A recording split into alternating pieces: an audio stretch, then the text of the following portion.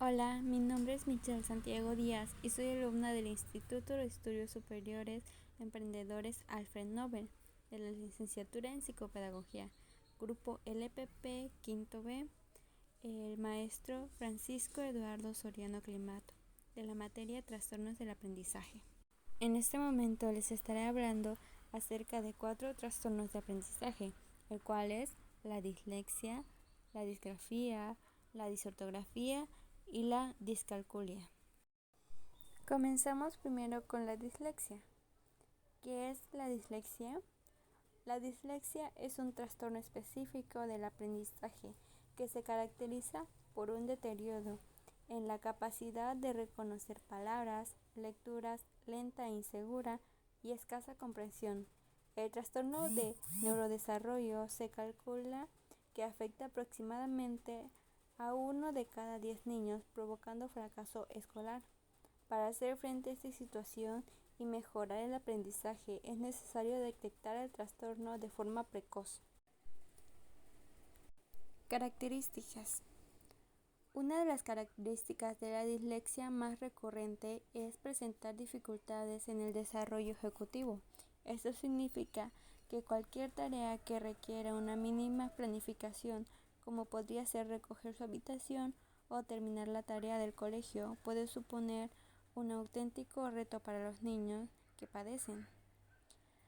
Los síntomas del lenguaje y comunicación. Dentro de este grupo de características, algunos de los problemas a los niños podían enfrentarse con dislexia son la dificultad para entender determinadas instrucciones, por eso no podemos seguirlas, no entender las bromas o chistes que se cuentan, incapacidad para aprender nuevas palabras y pronunciarlas incorrectamente, seguridad a la hora de hablar o expresar una idea, etc. Síntomas en la lectura. Hemos visto cómo los niños con dislexia presentan dificultades de descodificación. Por eso, la lectura les resulta tan complicada.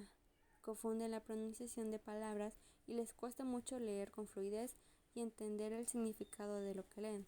Por eso, no suelen mostrarse muy interesados en los libros o cuentos. Síntomas en la escritura. Al no procesar correctamente los símbolos de la escritura, les cuesta mucho deletrear las palabras y expresar ideas por escrito. Pueden entender perfectamente lo que el profesor está contando, pero les cuesta mucho tomar apuntes o notas. Otros síntomas que también suelen verse es la escritura irregular, letra legible, demasiado grande o muy pequeña.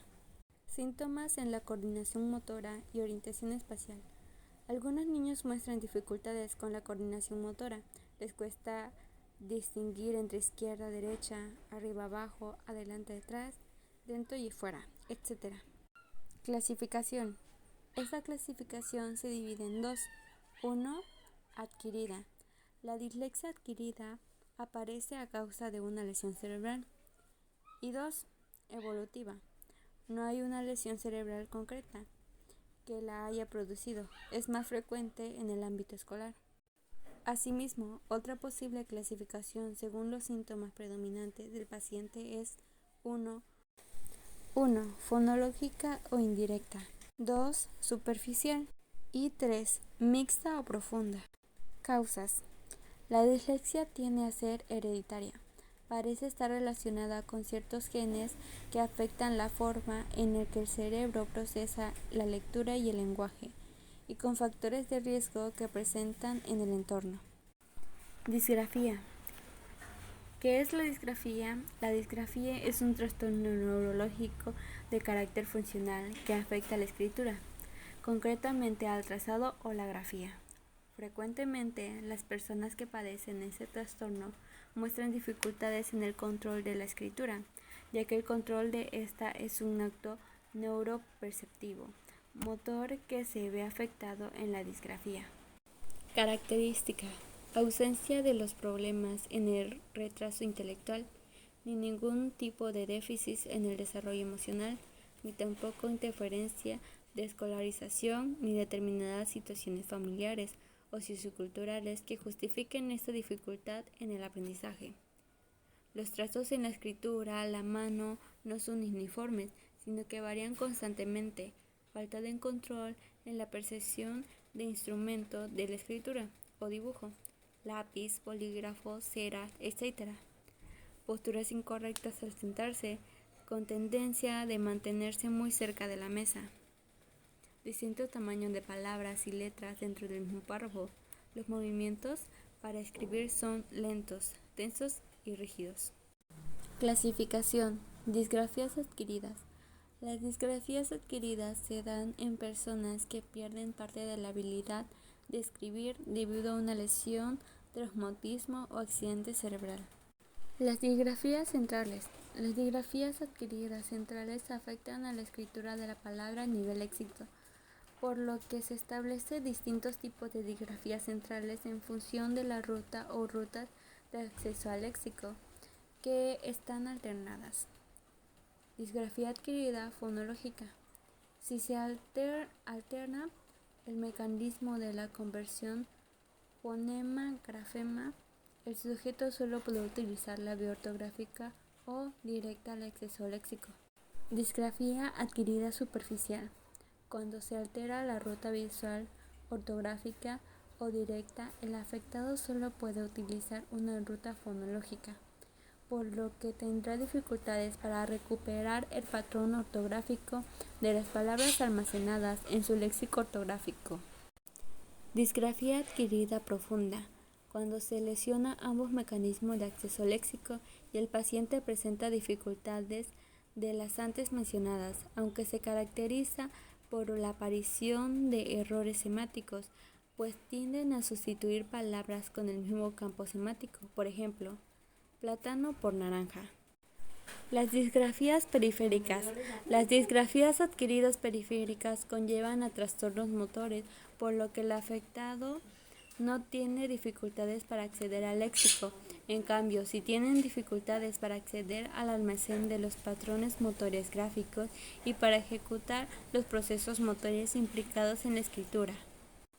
Disgrafías evolutivas. Las disgrafías evolutivas se caracterizan por el presentar dificultades específicas en el aprendizaje inicial de la escritura en los niños y las niñas con coeficiente intelectual normal, sin problemas socioculturales, emocionales y o familiares, con una escolarización adecuada y con unas capacidades perspectivas y motoras correctas.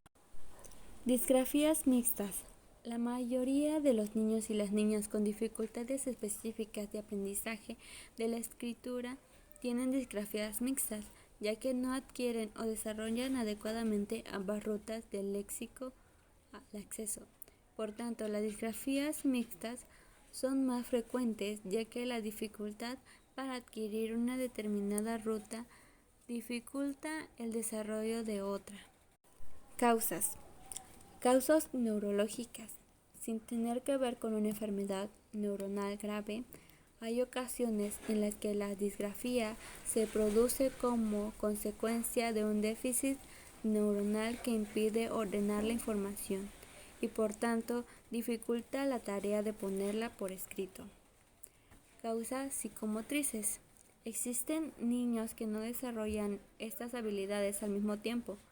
Cuando hay una alteración y no se coordinan bien los movimientos de brazo y de la mano, pueden desarrollarse problemas como dificultad para escribir, escritura más lenta, etc. ¿Qué es la disortografía? La disortografía es un trastorno de la capacidad de escritura que se manifiesta en los niños con la dificultad para transcribir las palabras de forma correcta y seguir las normas ortográficas. Por lo tanto, presentan dificultades tanto para asociar los sonidos y las gráficas como para integrar dicha normatividad. Este trastorno suele afectar a los niños que también sufren otros retrasos o otros trastornos de lengua oral o escrita. Características. Algunos de los síntomas de los trastornos de aprendizaje son los siguientes: dificultad para distinguir entre derecha e izquierda, invertir las letras, palabras o números después del primero o segundo grado, dificultad para reconocer patrones o clasificar objetos por su tamaño o forma, dificultad para entender y seguir instrucciones o mantenerse organizado, dificultad para recordar lo que se le acaba de decir o lo que le acaba de leer, falta de coordinación al moverse, dificultad para realizar tareas con las manos, escribir, cortar o dibujar, dificultad para entender el concepto del tiempo. Clasificación. Hay dos tipos de disortografía. Hay dos grandes tipos de disortografía que vamos a ver a continuación. Por tanto, veremos la definición de disortografía natural y disortografía arbitraria. Natural. La disortografía natural se considera así cuando se ve afectado el desarrollo fonológico, por tanto, se ve afectada la incapacidad de la persona para deletrear una palabra y descubrir por qué los fonemas están formados. Arbitraria. Por otro lado, la disortografía de tipo arbitrario afecta principalmente al conocimiento y la aplicación de las reglas ortográficas en la expresión escrita. Otros tipos de clasificaciones. Existen varios tipos de disortografía. Podemos distinguir 7 tipos de disortografía que son las siguientes. La disortografía temporal, de tipo perceptivo y sinestésica, la disortografía disortocinética, disortografía visoespacial, de tipo dinámica, disortografía semática y la disortografía cultural. Causas de la disortografía. Dentro de las causas de la disortografía podemos encontrar las siguientes. De tipo intelectual, veamos que la presencia de dificultades dificulta sobre todo la adquisición de la ortografía básica. Sin embargo, aunque no resulte la causa más relevante, sí se puede llevar asociado otro tipo de dificultades. Por ello, estas últimas sí resultan claramente relevantes como el procesamiento de la información, causa de la disortografía lingüística. Estas son las dificultades de adquisición del lenguaje. Por ello, las dificultades autoritarias pueden entorpecer la correcta percepción del sonido, es decir, pueden presentar dificultades en la correspondencia con un grafismo. Por otra parte, el conocimiento del vocabulario implica el cómo se escribe una palabra determinada. De tipo pedagógico. En ciertas ocasiones, el método de enseñanza de la ortografía puede resultar poco beneficioso. Además, esto puede ocurrir en función del estilo cognitivo del niño. Causas perspectivas. Son las causas que existen dentro del procesamiento visual y auditivo en la información. Por tanto, este procesamiento resulta clave en el desarrollo de la disortografía, resultando impredecible en la memoria visual auditiva. Además, también es importante la orientación espacial y temporal. ¿Qué es la discalculia? La discalculia es una condición que dificulta resolver operaciones matemáticas, así como realizar tareas que requieren usar las matemáticas. No es tan conocida o entendida como pero algunos expertos creen que es igual de común. Eso significa que estima entre el 5% y el 10% de las personas podrían tener discalculia. Características. 1. El origen de la discalculia. Déficit del procesamiento numérico de la psicología. El desarrollo nos ha dado algunos elementos fundamentales para explicar el origen y el desarrollo del sentido numérico. Los bebés al nacer cuentan con unos conocimientos matemáticos informales. Estas capacidades implícitas son, por ejemplo, pueden ver si hay más aquí que allí, o este tiene la misma cantidad que aquello. También se dan cuenta de que añadir supone que haya más y sacar que haya menos. 2. Síntomas. ¿Desde cuándo podemos estar alerta? Desde las etapas infantiles podemos observar si el procesamiento prenumérico de los niños y las niñas se desarrollan correctamente. Podemos estar alerta si detectamos algunos de estos síntomas. Señales de alerta en educación infantil. No mantienen una orden estable al contar. Cuando comparan dos números, no sabe decir cuál es el elemento más grande. No realiza operaciones mentales simples, sumas o restas hasta 5. No hace estimaciones pequeñas, hasta 10. Señales de alerta en educación primaria. Utiliza mucho dedos para contar. Le resulta muy complicado hacer cálculos aproximados. Le cuesta mucho manipular cifras grandes como centenas o miles. Tienen errores de transcripción, por ejemplo, es decir, números didácticos. A medida que pasa el tiempo, es frecuente que manifieste ansiedad o bloqueo hacia la tarea de matemáticas, ya que existe sensaciones de fracaso. 3. Malas notas en matemáticas. Aproximadamente el 20% de los estudiantes tiene bajas habilidades en matemáticas. Aún así, solo entre un 4% a un 14% son identificados con una dificultad específica de aprendizaje de matemáticas o discalculia del desarrollo. Las dificultades de competencia matemáticas conllevan a un déficit en el dominio de uno o muchos dominios de matemáticas, desde las habilidades numéricas más básicas hasta las áreas más avanzadas como el álgebra y la geometría. 4. Acostumbra a ir acompañado. Su prevalencia es equivalente a la dislexia, entre un cuarto y un 7%, aunque en la práctica se observa que un diagnóstico es menos frecuente. Acostumbra a manifestarse cromovidamente con otros trastornos de neurodesarrollo, como la dislexia en un 17%, el trastorno por déficit de atención con hiperactividad en un 26% y algunas alteraciones cromosómicas. 5. Sospechamos. ¿Qué hacemos? Dado que en el procesamiento numérico intervienen diferentes funciones, la evaluación de la discalculia es compleja. Se trata de un diagnóstico clínico que debe constar de un estudio neuropsicológico, es decir, una valoración de las áreas cognitivas implicadas en el aprendizaje y en particular el cálculo, la capacidad intelectual, la valoración de las funciones atencionales y ejecutivas, un estudio de la lectura y escritura, un estudio de las capacidades numéricas. Tipos de discalculia. Existen 5 grandes tipos de discalculia.